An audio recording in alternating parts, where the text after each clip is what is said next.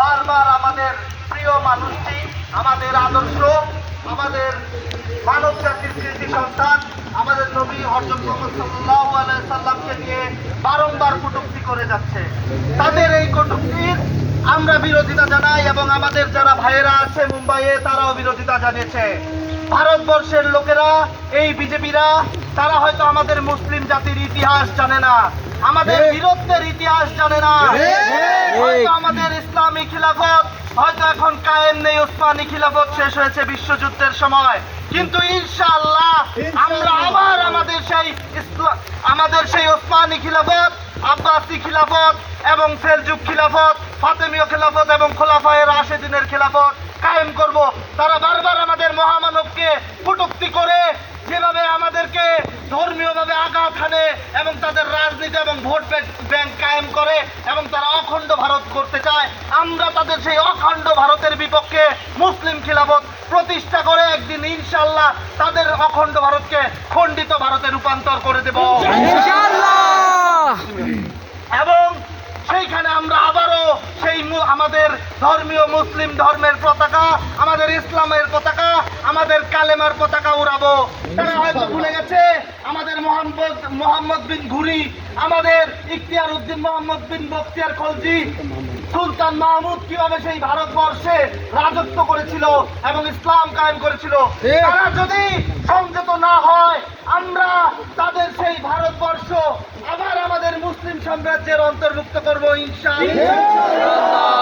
হৃদয় খিলাফত কায়েম করতে হবে, না হলে তারা সর্বস্ত হবে না। তারা বারংবার আমাদের ধর্মীয় চেতনাকে আঘাত করার চেষ্টা করবে। আমরা মুসলিম হিসেবে আমাদের হৃদয়ে খিলাফত কায়েম করব। খিলাফতই হবে আমাদের বিজয়ের একমাত্র বীজ। আর সেই বীজ থেকে আমরা নবীর ভালোবাসা এবং তার আদর্শে লালিত হয়ে ইসলামী সাম্রাজ্যের একটি সুউচ্চ বৃক্ষ উত্থাপিত করব এবং তার ছায়াতলে আমরা বসবাস করব।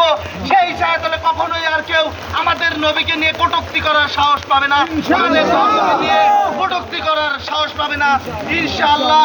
আপনারা সবাই আপনাদের হৃদয় খিলাফত স্থাপনের চেষ্টা করুন ভাইয়েরা আমার। এই বলে আমি আমার বক্তব্য শেষ করছি। আসসালামু আলাইকুম। সুন্দর কথা বলছে, কিন্তু অনেক সুন্দর একটা কয়েকটা কথা বলছে। রাসূলুল্লাহ সাল্লাল্লাহু আলাইহি ওয়াসাল্লামের ভালোবাসায় অনুপ্রাণিত নবী প্রেমিক সংগ্রামী সাথী ও বন্ধুগণ, এই পর্যায়ে আপনাদের সামনে জোরালো বক্তব্য রাখবেন স্বৈরাচার খুনি হাসিনা রেজিমের দ্বারা নির্যাতিত একজন মাজলুম আলেমদ্বীন। তিনি দীর্ঘদিন আয়না করেছিলেন, যিনি দীর্ঘদিন কারা নির্যাতিত হয়েও তার ঈমান বিক্রি করেন নাই, যিনি আপনাদেরই এই এলাকার কৃতি সন্তান আব্দুল হাফিজ হারুনি ভাই। আব্দুল হাফিজ হারুনি ভাই। আল্লাহু আকবার, আল্লাহু আকবার। হুশিয়ার সাবধান, হুশিয়ার সাবধান। ভয় করি না বুলেট বোমা, ভয় করি না বুলেট বোমা। আমরা সবাই রাসূল সেনা, ভয় করি না বুলেট বোমা। লা ইলাহা ইল্লাল্লাহ, লা ইলাহা ইল্লাল্লাহ, আল্লাহু আকবার। আসসালামু আলাইকুম ওয়া রাহমাতুল্লাহ। আলহামদুলিল্লাহ, আলহামদুলিল্লাহ।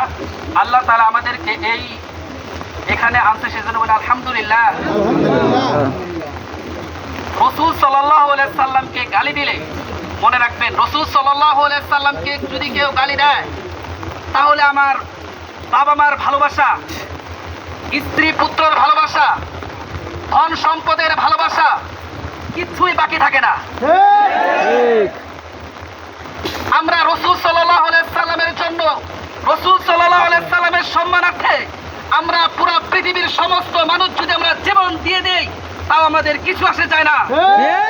আল্লাহ তাআলা যদি আমাকে 1000 বার যদি আমাকে পৃথিবীতে পাঠায়, আমি 1000 বার রাসূল সাল্লাল্লাহু আলাইহি সাল্লামের জন্য জীবন দিব।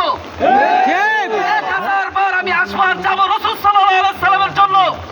এই রাসূল সাল্লাল্লাহু আলাইহি সাল্লামের দিন বাস্তবায়ন করতে গিয়ে আমি দীর্ঘ 13 বছর আমি জেলে ছিলাম। এই জালিম শাসক আমাকে রিমান্ডের পর রিমান্ড দিয়ে আমার কোমরকে শেষ করে দিয়েছে, আমাকে ঝুলিয়ে পিটানো হয়েছে। আমি তারপরে আমার ঈমান বিক্রি করি নাই। আমি রাসূল সাল্লাল্লাহু আলাইহি সাল্লামের জন্য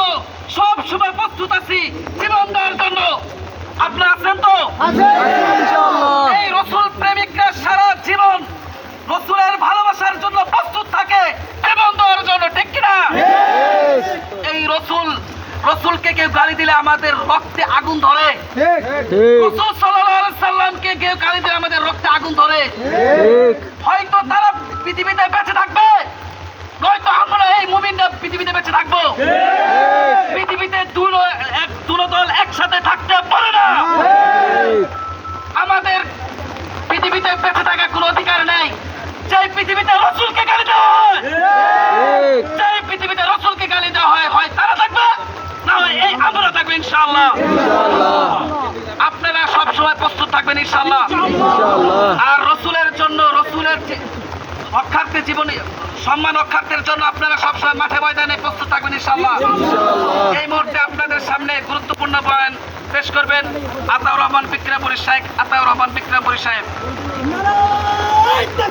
আল্লাহু আকবার, আল্লাহু আকবার। হুঁশিয়ার, সাবধান, ভয় করি না ফুলের বোমা, আমরা সবাই রসুল সেনা। আল্লাহু আকবার।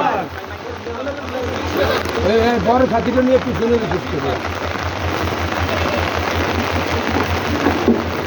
আলহামদুলিল্লাহ রাব্বিল আলামিন। নিঃসন্দেহে হ্যান্ড মাইকটা লাগছে না তো। ওয়াসসালাতু আলা নাবিয়িহি ওয়া আলা কাতিলি শাতিমিহি। আর শান্তি ও রহমত বর্ষিত হোক তার নবীর উপর এবং গোস্তাকে রসুলকে যারা হত্যা করেছে এবং করবে তাদের উপর।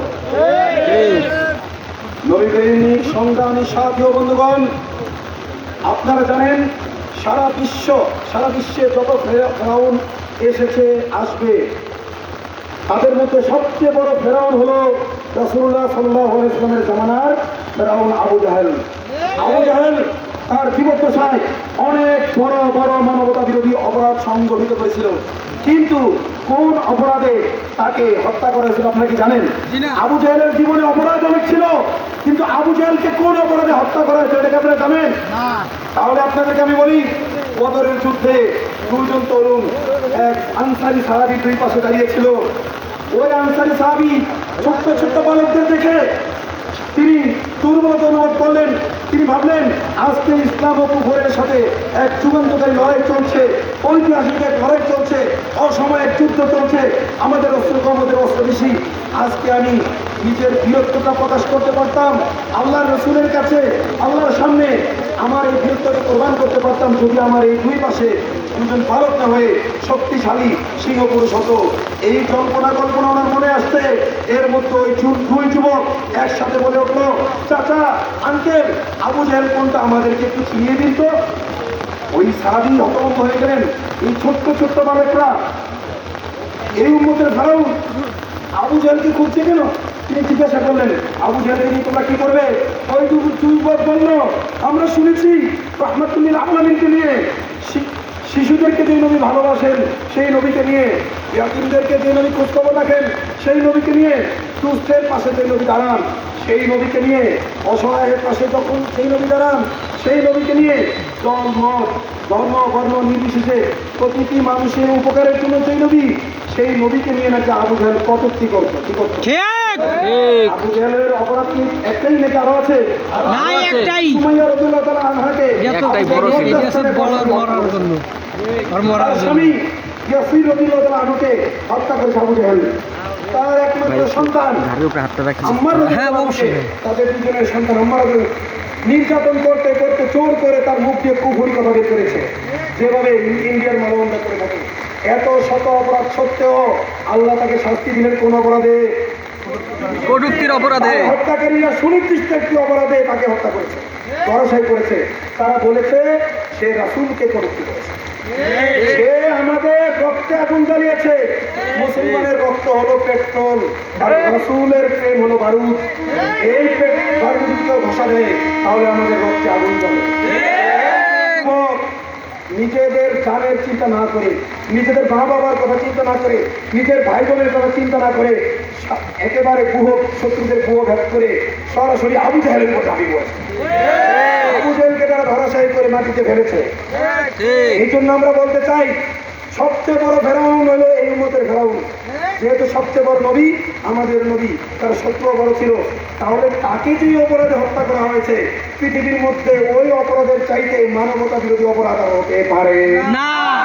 রাসূলুল্লাহ সাল্লাল্লাহু আলাইহি ওয়াসাল্লাম মক্কা বিজয়ের পর রাসূলুল্লাহ সাল্লাল্লাহু আলাইহি ওয়াসাল্লাম মক্কা বিজয়ের পর তিনি সবাইকে সাধারণ ক্ষমা ঘোষণা করলেন যে আবু সুফিয়ানের ঘরে যে থাকবে সে আজ মানে আমাদের যে মানে আবু জেহেলের ঘরে যে আছে তাকে কোনো কষ্ট দেওয়া হবে না, তাকে হত্যা করা হবে না, তাকে সাধারণ ক্ষমা ঘোষণা করা হলো। কাবা গিয়ে যে আশ্রয় নেবে তাকে সাধারণ ক্ষমা, তার জন্য সাধারণ ক্ষমা।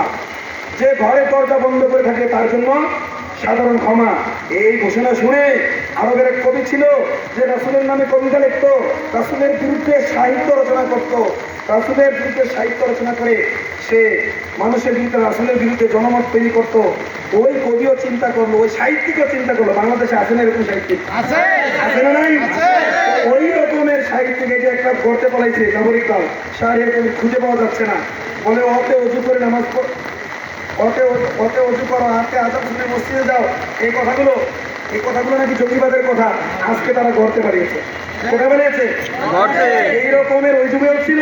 তো সে চিন্তা করলো যেহেতু সাধারণ ক্ষমা ঘোষণা হয়েছে, আর সাধারণ ক্ষমা ঘোষণার সবচেয়ে বড় জায়গাটা হলো কাবাঘর।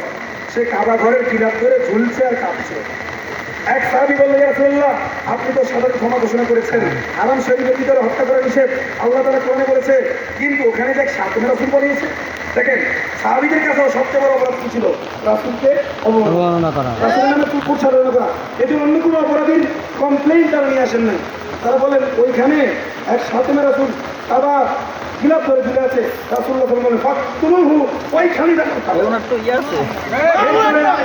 আপনাদেরকে। রাসূলুল্লাহ সাল্লাল্লাহু আলাইহি ওয়াসাল্লাম এক অন্ধ সাহাবী ছিলেন, তার জীবন সঙ্গিনী, তার স্ত্রী অপবাদাসী, তার পক্ষ থেকে দুটা সন্তানও ছিল, সে খুব সুন্দরী রূপবতী ছিল, স্বামীর প্রতি খুব কেয়ারফুল ছিল, আরো অন্ধ মানুষ যেহেতু তার কেয়ারফুল ছিল। কত প্রয়োজনের কোনো জিনিস বলেন, স্বামীকে সে খুব ভালোবাসতো, স্বামীর খেদমত করতো, সন্তানদের প্রতিও কেয়ারফুল ছিল সে।